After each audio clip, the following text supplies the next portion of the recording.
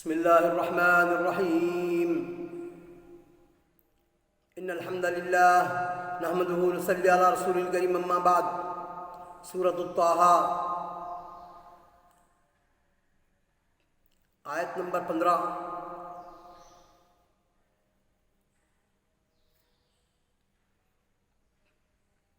إن الساعة آتية أكاد أخفيها لتجزى كل نفس بما تسعى. اللہ تعالیٰ فرماتے ہیں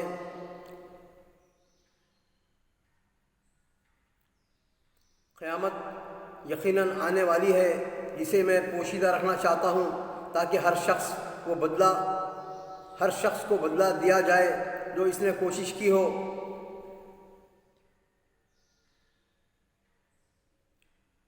فلا يصدنك عنها من لا يؤمن بها واتبع هواه فتردى.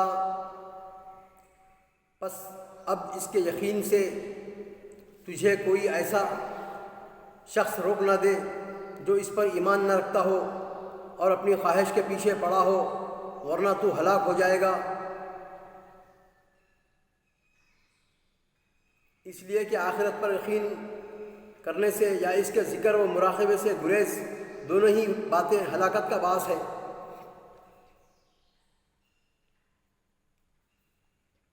وما تلک بیمینک یا موسیٰ.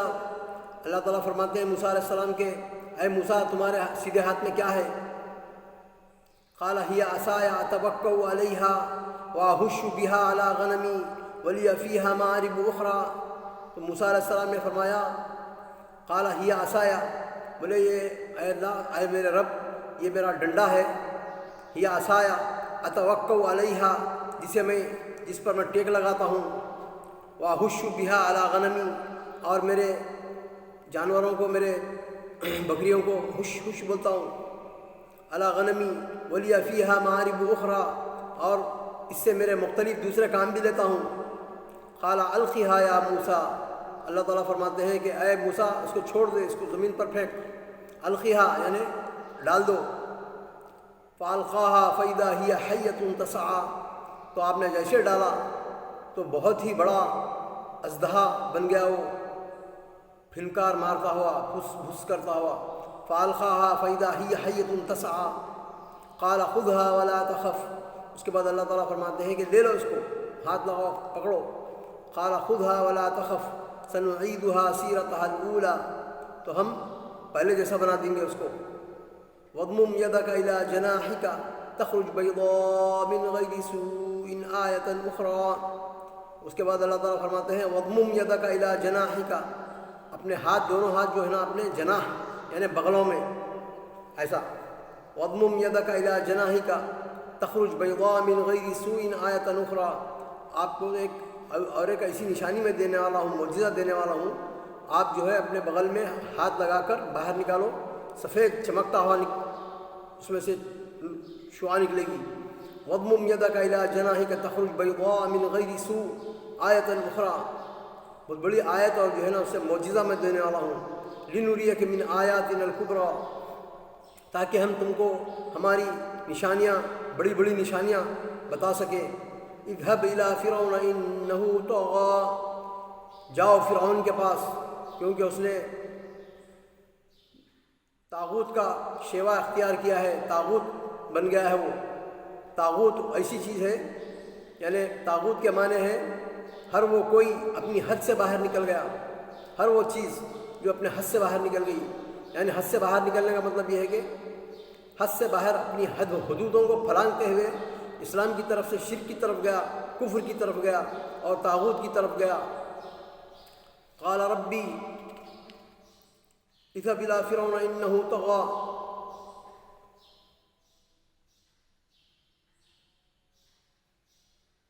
اب تو فرعون کی طرف جا، اس نے بڑی سرکشی مچا رکھی ہے.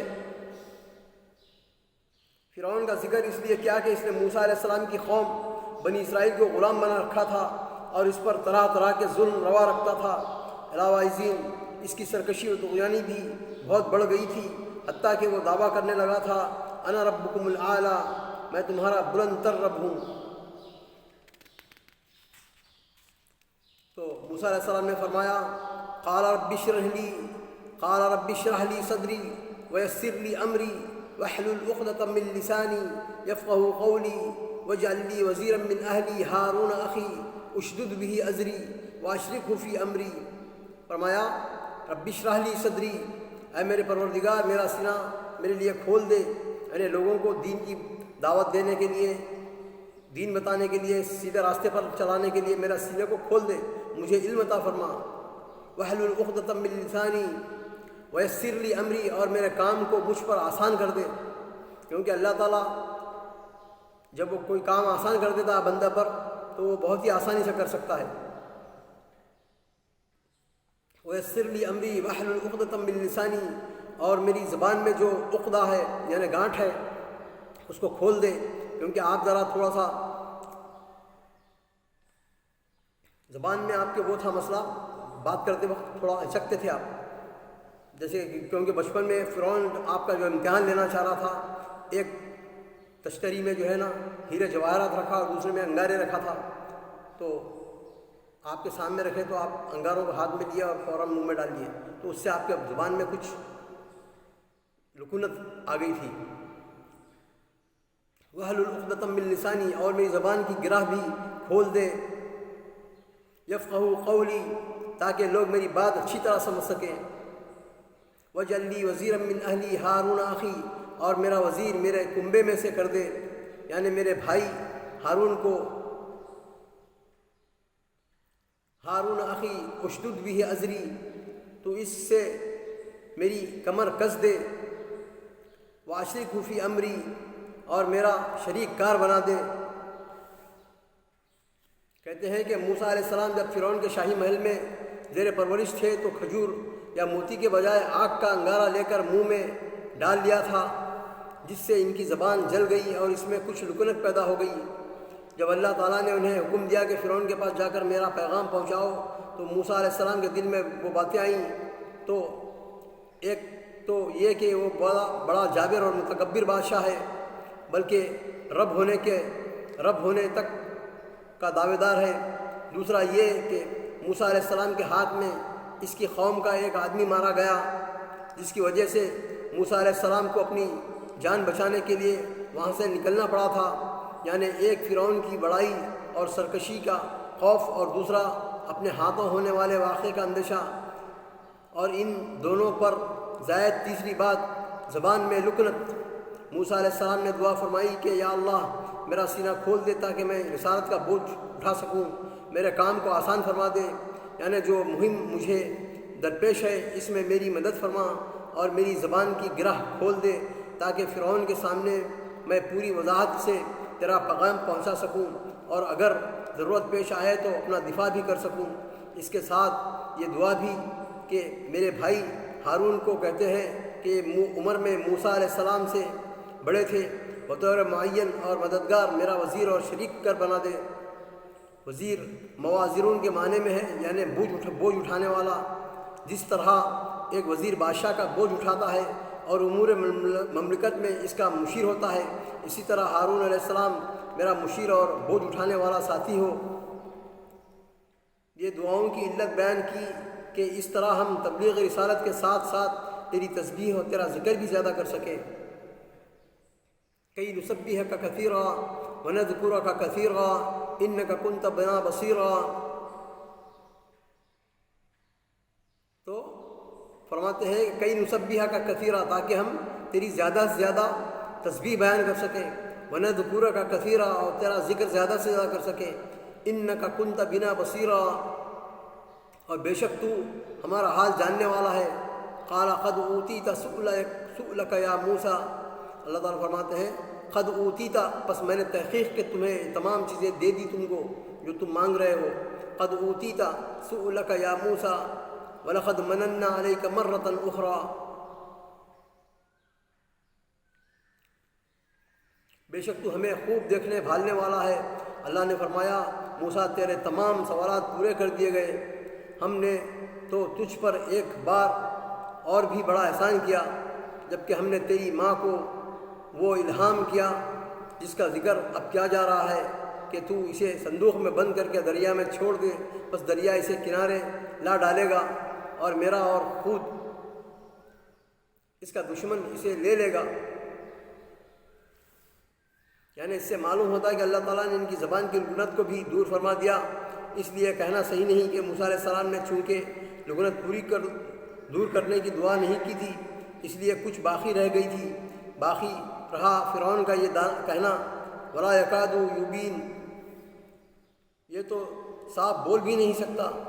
یہ فرعون کی طرف سے ان کی تنخیص کی طور پر کہی اور گزشتہ کیفیت کے اعتبار سے قبولیت دعا کی خوشخبری کے ساتھ مزید تسلی اور حوصلے کے لیے اللہ تعالیٰ بچپن کے اس احسان کا ذکر فرما رہا ہے۔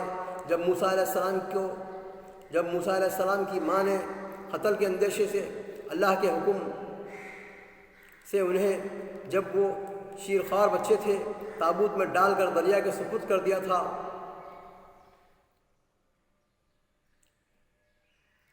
فَأَلْقِهِ الْيَمُّ بِالسَّاحِلِ يَأْخُذْهُ عَدُوٌّ لِّي وَعَدُوٌّ لَّهُ وَأَلْقَيْتُ عَلَيْكَ مَحَبَّةً مِّنِّي وَلِتُصْنَعَ عَلَىٰ عَيْنِي۔ ماں نے قتل کے اندیشے سے اللہ کے حکم سے انہیں جب وہ شیرخوار بچے تھے تابوت میں ڈال کر دریا کے سپرد کر دیا تھا۔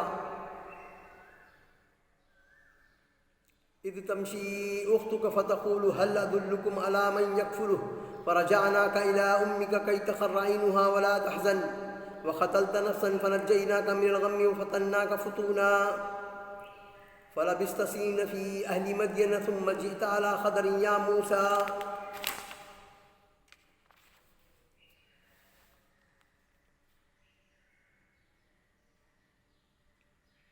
تاکہ تیری پرورش میں میری آنکھوں کے سامنے کی جائے۔ یاد کر جب تیری بہن چل رہی تھی اور کہہ رہی تھی کہ اگر تم کہو تو میں اسے بتا دوں جو اس کی نگہبانی کرے، یعنی بچہ جب فرعون کی بیوی جب لے لی تھی تو آپ کی بہن جو ہے نا دربار میں کام کرتے تھے، تو انہوں نے کہا کہ میرے پاس ایک ایسا گھر ہے، گھرانہ جانتی ہوں میں، جو لوگ بچوں کو دودھ پلاتے ہیں اور بچے کی نگہبانی کرتے ہیں، تو کیا میں تم کو ایسا گھر بتاؤں؟ اس تدبیر سے ہم نے تجھے پھر تیری ماں کے پاس پہنچایا کہ اس کی آنکھیں ٹھنڈی رہیں اور وہ غمگین نہ ہو، اور تو نے ایک شخص کو مار ڈالا تھا۔ یہ ایک دوسرے کا احسان کا ذکر ہے۔ جب موسیٰ علیہ السلام نے غیر ارادی طور پر ایک فرعونی صرف گھونسا مارنے سے مر گیا، ایک فرعونی شخص کو صرف گھونسا مارنے سے مر گیا، جس کا ذکر سورہ قصص میں آئے گا۔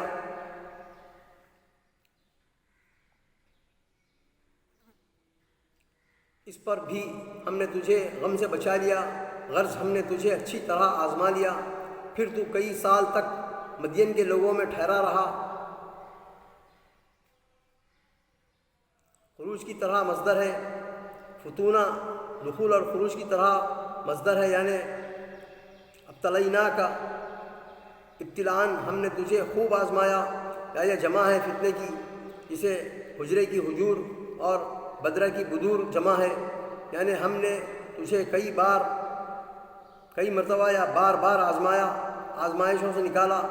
مثلا جو سال بچوں کے قتل کا تھا، اس میں تجھے پیدا کیا، تیری ماں نے تجھے سمندر کے موجوں کے سپرد کر دیا، تمام دایاؤں کا دودھ تجھ پر حرام کر دیا، تو نے فرعون کی داڑھی پکڑ لی تھی جس پر اس نے تیرے قتل کا ارادہ کر لیا تھا، تیرے ہاتھوں خپتی کا قتل ہو گیا وغیرہ۔ ان تمام مواقع آزمائش میں ہم ہی تیری مدد اور چارہ سازی کرتے رہے۔ اللہ تعالیٰ سے دعا ہے کہ ہم کو قرآن پڑھنے کی، سمجھنے کی، عمل کرنے کی اور صحیح دعوت و تبلیغ کرنے کی توفیق عطا فرما۔ وآخر دعوانا الحمدللہ رب العالمین۔